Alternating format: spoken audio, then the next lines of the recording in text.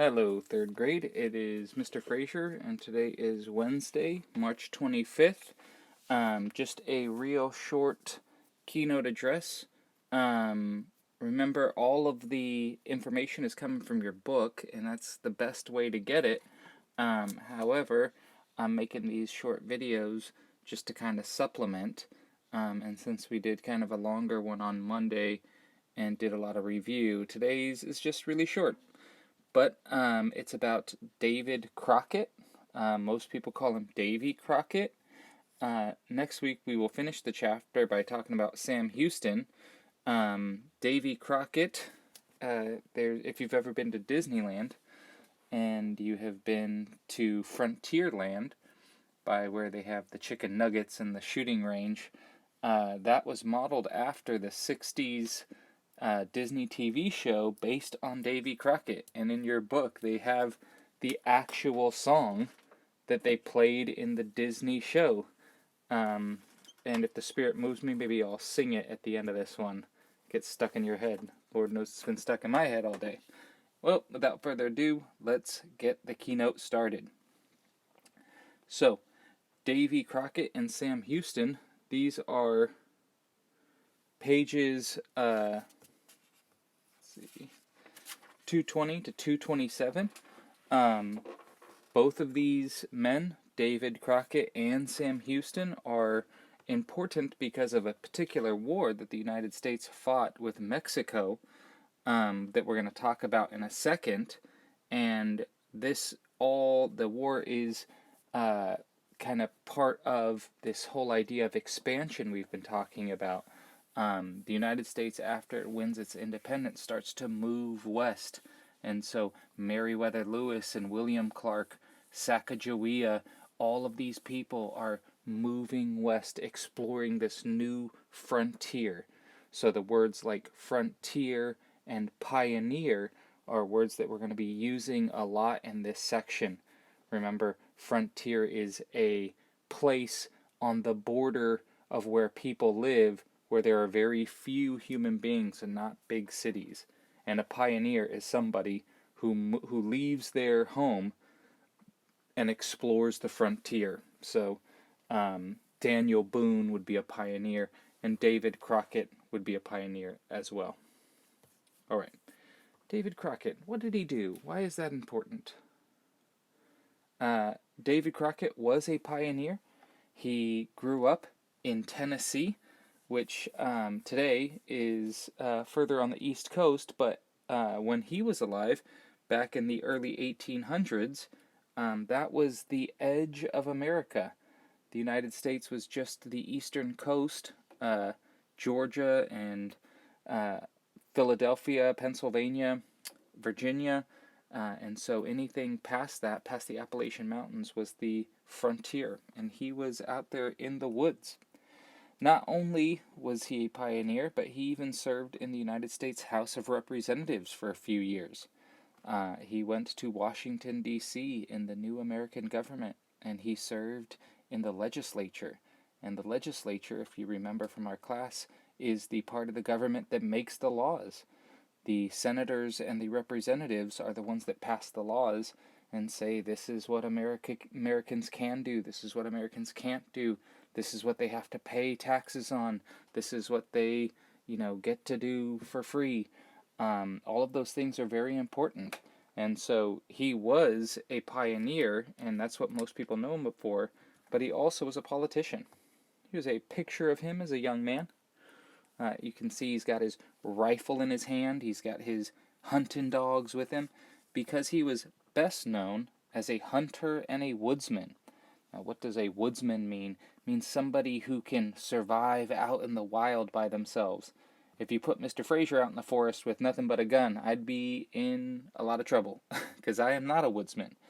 But David Crockett, like Daniel Boone and the other people we've talked about, could survive on his own. He knew how to track animals and hunt them. He knew what food, what fruit and nuts were good to eat and which were bad. That's what a woodsman is. And in the song that they wrote about him, says that, he wrestled a bear and, did all these heroic acts. But he was famous.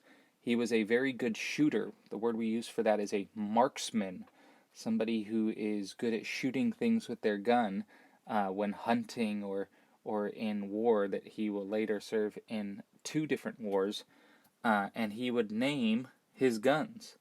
In fact, he named them after family members, which is kind of silly.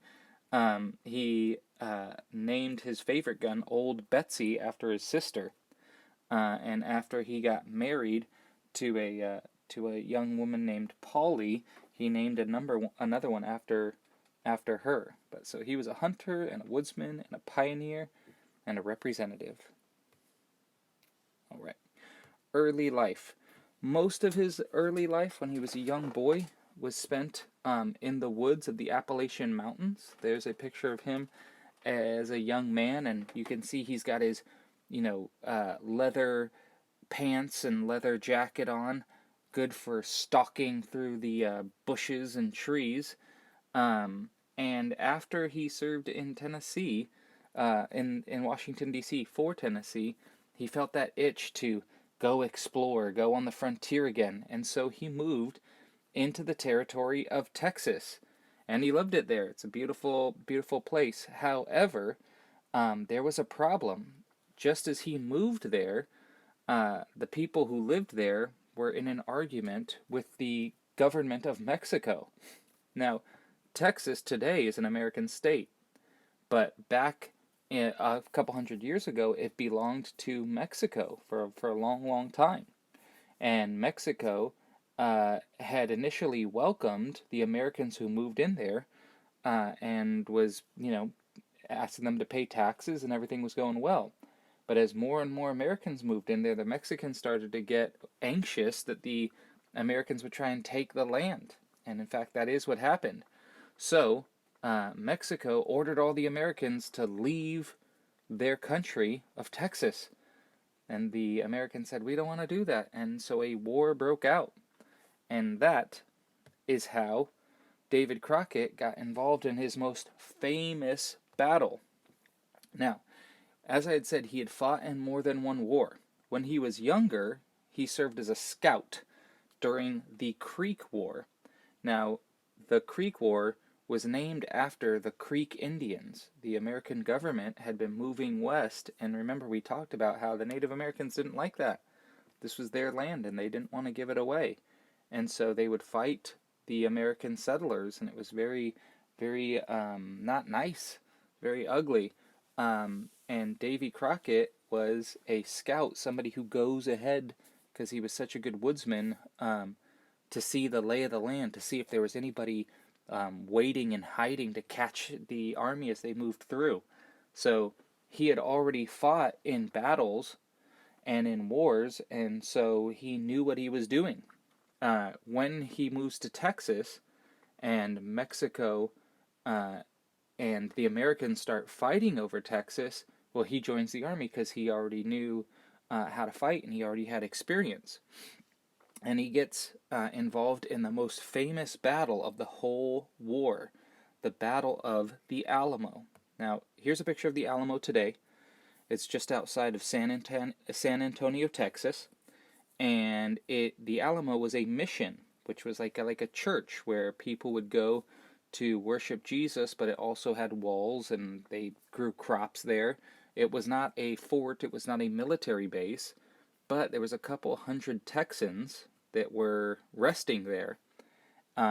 Meanwhile, the general and the leader of Mexico, a guy named General Santa Anna, had marched up into Texas to kick out all the Americans. And when he got up there, he surrounded the Alamo, and he demanded that everybody in there surrender.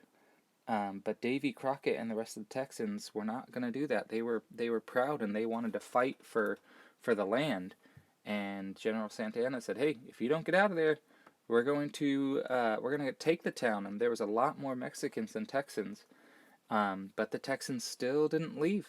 And so Santa Anna decided to raid the Alamo, and they held them off for a day and a half. But at the end, there was just too many Mexican soldiers, and General Santa Anna's forces took the Alamo and killed all of the people, including Davy Crockett, inside the Alamo. Now, next week when we talk about Sam Houston, we will see that Sam Houston is the other main leader of the Texans, and they'll use this Battle of Alamo to rally the troops, and they'll say, "Remember the Alamo," when they fight the Mexican forces. And people are kind of so inspired by Davy Crockett's brave last stand that they fight extra hard, and the Texans will end up winning their independence. And it's in no small part because of the brave men who fought at the Alamo. And eventually they win. They defeat the Mexican army, and the Mexicans lose Texas. And now today, of course, it's a state. And if you go to the city of San Antonio, if you want to watch a Spurs game in the future, you can go and see the Alamo and see where the brave men, including Davy Crockett, fought and died to get that land. Anyways, I'm going to spare you the singing. If you want, look it up on YouTube when you're not subscribing and hitting the bell and giving awesome comments underneath this video. Anyways, I miss you guys, like I always say. Can't wait till we're back in school, but until then, these little videos will have to do. Remember to keep up with your reading, do your homework and all your spelling sentences and whatnot. And if you have any questions, please have your parents text me or email me. Anyways, I'll see you soon. Goodbye, guys.